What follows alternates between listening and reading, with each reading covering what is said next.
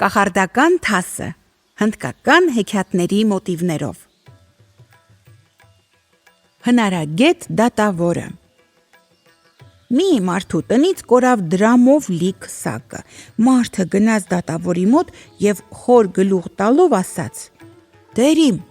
այս գիշեր իմ փողերը գողացել են, իմ տանը շատ մարդիկ են ապրում և ես չգիտեմ, թե դրանցից որ մեկն է այդ անամոթը»։ Դատավորն ասաց. «Թող առավոտյան ձեր տնվորները գան ինձ մոտ, ես ցույց կտամ գողին»։ Երբ բոլոր տնվորները հավաքվեցին դատավորի մոտ, նա ասաց. «Ես հիմա ամեն մեկիդ մի եղեգնյա փայտիկ կտամ, բոլորն իրար հավասար։ Առավոտյան դուք կվերադարձնեք ինձ և իմացեք, ով որ փողը գողացել է, նրա փայտիկը մինչև լույս մի մատնաչափ աճելու է»։ Գողը վախեցավ ու մտածեց, թե ինչպես խաբի դատավորին։ Մտածեց և որոշեց. «Ես էլ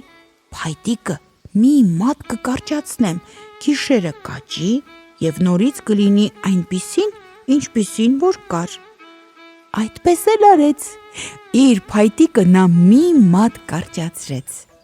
Առավոտյան բոլորը եկան դատավորի մոտ, բոլորի փայտիկները նույնն էին,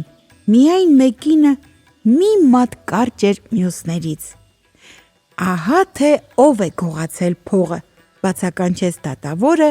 և հրամայեց բանտարկել գողին։